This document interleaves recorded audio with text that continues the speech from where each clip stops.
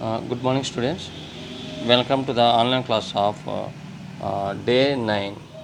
Uh, in previous class, up to 10th example given for homework, 10th example up to this one.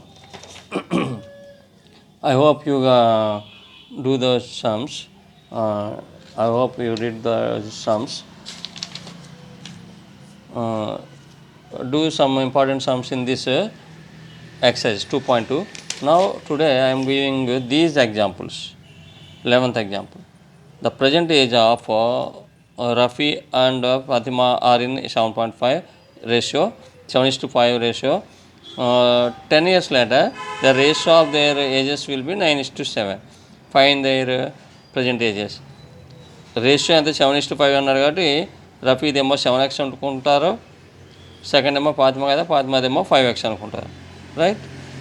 After 10 years అన్నారు కదా, కాబట్టి 10 years తర్వాత కాబట్టి Rafi age ఎంత అవుద్ది? 7x + 10 అవుద్ది.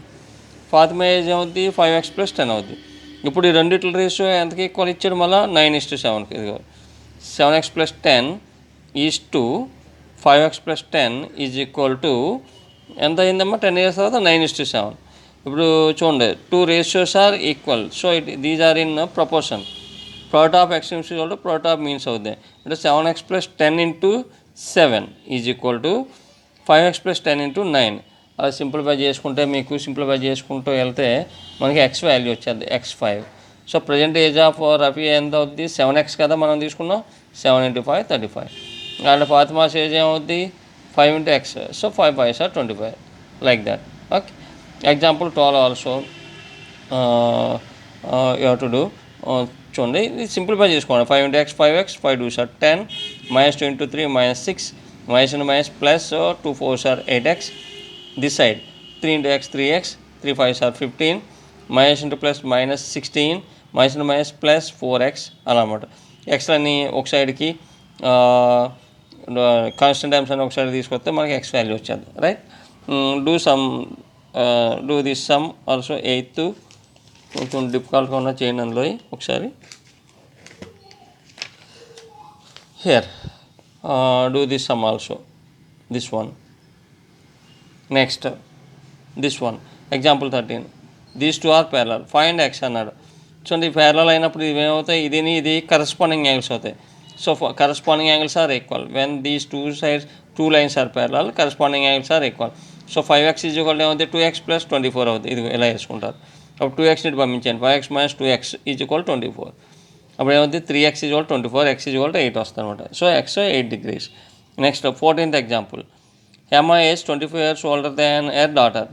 దామిని కంటే హేమ ఏజ్ 24 years ఎక్కువ అంట.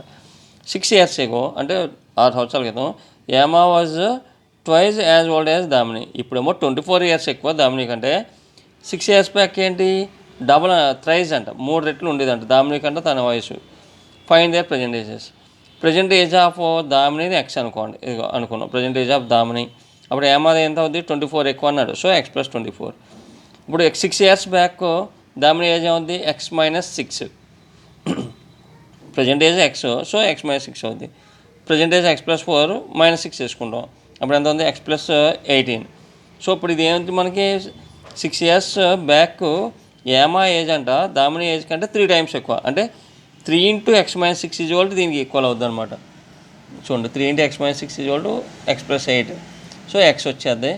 x present age of Damini అనమాట. x అంటే ప్రజెంట్ ఏజ్ ఆఫ్ హేమ కట్టేస్తారు. 15th. ఇది చూడండి. In a 2-digit number the sum of 2 digits is 8. If 18 is added to the number its digits are reverse. Find the number. Sum of 2 digits ఎంతమ్మా? 8. 2 digit number అనమాట. రెండుకి వెళ్తే ఎంత అనమాట? Suppose 26 అనుకో, 2 + 6 8 అలా అనమాట. 44 అనుకో, 4 + 4 8 అలాంటి నెంబర్స్ అనమాట. ఆ నెంబర్కి 18 కలిపామనుకోండి, ఆ వచ్చిన నెంబర్ తిరిగేస్తే ఎంత వస్తుందో అంత వస్తుంది అనమాట. కానీ మీరు ఏమంటే let the digit sets 1 place ఏమో x అనుకుంటాం. రెండోది ఎంత అవుద్ది? 10th ప్లేస్లో ఉన్నది. Then the digit 10th place ఎంత అవుద్ది? టోటల్ 8 అన్నాడు కాబట్టి ఆ 8లోంచి x తీసేస్తే అదనమాట. దేర్ ఫోర్ నెంబర్ ఎంత అవుద్ది? 10th ప్లేస్లో ఉన్నదని 10 net మల్టిప్లై చేయాలి. అంటే 8 - section 10 net మల్టిప్లై చేసి, 1st ప్లేస్లో ఉన్నదని 1 net మల్టిప్లై చేసాం అనుకో, మనకి ఆ నెంబర్ వచ్చేది చూడండి 80 - 9x వచ్చింది ఆ నెంబరు. ఇప్పుడు ఏమంటున్నాడో దీనికి 18 కలిపితే రివర్స్ చేత వచ్చి నెంబర్ వస్తుందంట. ఆ తర్వాత చేద్దాం. ముందు దీన్ని రివర్స్ చేత వచ్చి నెంబర్ చూద్దాం. అంటే రివర్స్ అంటే 10th ప్లేస్లోకి ఇది, 1st ప్లేస్లోకి ఇది పంపామనుకోండి. చూడండి 10 × x + 1 × 8 - x రివర్స్లో చేసాం. అప్పుడు ఇలా చేసుకుంటే వెళ్తే 9x + 10 8 వచ్చింది. దీనికి 18 కలిపితే ఇది వస్తుంది అనమాట లెక్క ప్రకారం. బై ద గివెన్ ప్రాబ్లం చూడండి 18 added to the number will be reversed అదనమాట. చేసుకుంటే వెళ్తా మనకి వచ్చింది x 8 వచ్చింది. Substitute in x in equation 1 ఎంత వచ్చింది? ఈక్వేషన్ 1లో సబ్స్టిట్యూట్ చేద్దాం ఇందులో x. అప్పుడు దాని నెంబర్ వచ్చేది అనమాట. Number is 35 right. చూడండి 3 + 5 8 సరిపోయింది కదా. రివర్స్ చేస్తే వచ్చేది చూడండి. A motor goes downstream in a river and covers the distance between 2 coastal towns in a 5 hours. It covers distance upstream in 6 hours. If the speed of stream is 2 km/h, find the speed of the boat in still water.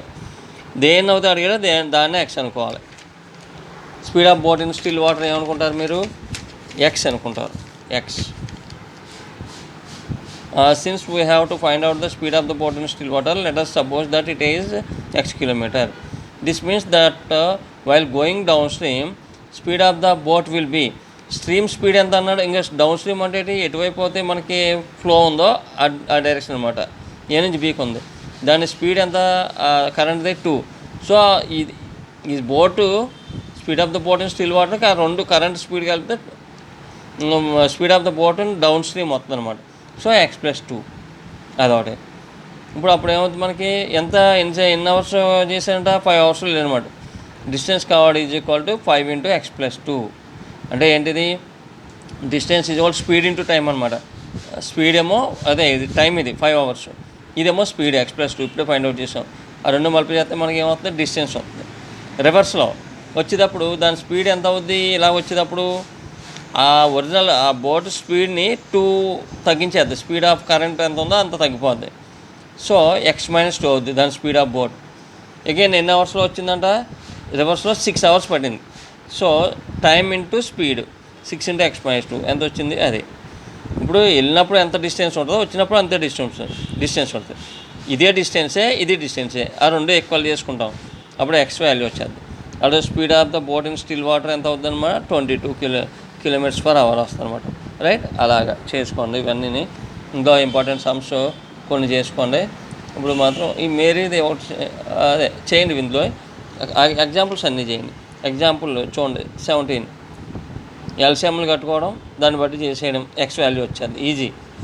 Example 7 also do that example 18 very easy. You have to find out LCMs, then find x by simplification. This one cross multiplication చేయాలి first. 12 × 2x + 3, 7 × 5x + 2, right? Like that you have to do. You will get x value, right? This one is also cross multiplication చేసుకుంటే మీకు వచ్చేది 20. So 21 Rehana got 24% of discount on her frock. She paid 380 rupees after discount. Find the market price of frock. ఆ market price of ఫ్రాక్ని x అనుకుంటాం. అదేమిచ్చాడు? Discount 24% ఇచ్చాడు. 24% ఇచ్చాడు. ఇప్పుడు market price x కదా, అందులోంచి 24% ఆఫ్ x తీసేయాలి. మళ్ళీ ఈ మార్కెట్ ప్రైస్లో x 24% ఇచ్చాడు డిస్కౌంట్. సో 24/100 × x అవుద్ది డిస్కౌంట్. ఈ టోటల్ ప్రైస్లోంచి అది తీసేయాలి. అంటే ఇది టోటల్ మార్కెట్ ప్రైస్ ఇది, అందులోంచి మళ్ళీ ఏం తీసేయాలి? 24% of this market price again. అప్పుడు నువ్వు అతను ఇచ్చిన ఎంత అవుతే పే చేసాడో అది వస్తుంది అనమాట. ఇప్పుడు x - 24% అంటే అర్థం 24/100 × x అంటే 24x/100. 24x/100 అవుతుంది. Is equal to 8. దీనికి కింద 1 ఉన్నట్టు లెక్క. 1కి 100కి 100 LCM. 1 × 100 times 100 × x 100x. 100 ఇందులో 1 time 1 × 24 24x is equal 380. 100x నుంచి 24x తీసేస్తే 76x వస్తుంది. By 100 is equal 380. Cross multiplication చేస్తాం. x కావాలి మనకి. ఈ 100 ఈ టైంకి వెళ్ళి మల్టిప్లికేషన్ 76 ఈ టైంకి వచ్చి డివైడ్ చేస్తాం. టోటల్గా x ఎంత వస్తుంది అనమాట? Frock price market price of frock is equal 500 వస్తుంది, రైట్. అలాగే ఇంకోటి 22, ఎగ్జాంపుల్ 22.